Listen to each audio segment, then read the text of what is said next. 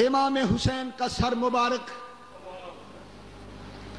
ابن زیاد کے محل میں پہنچتا ہے. تاریخ کی مضبوط روایت،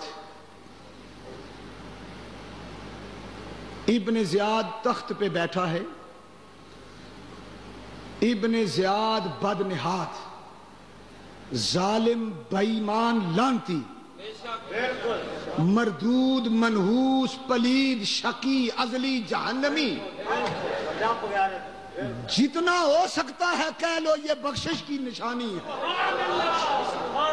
حسین کے دشمنوں پر جتنی لعنت بھیجو گے اتنی اللہ کی رحمت اترے گی تم پر.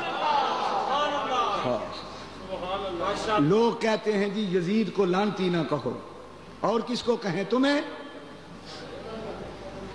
تمہیں درد ہوتا ہے؟ تمہیں کوئی تکلیف ہے؟ یزید کے ساتھ تمہاری رشتہ داری ہے؟ یزید تمہارا باپو لگتا ہے؟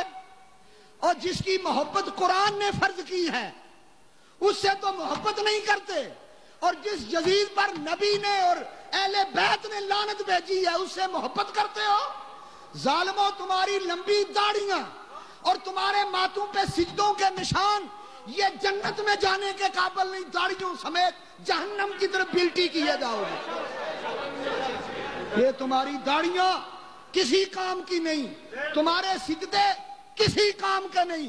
اگر تمہیں حسین کی خون سے رنگی ہوئی داڑھی کا احترام نہیں، اگر کربلا میں تپتی ریت پر حسین کے سجدے کا تمہیں احترام نہیں، بدبختو، جنت تم پہ حرام ہے، حرام ہے، حرام ہے. تم جنت کے دعوے دار بنتے ہو،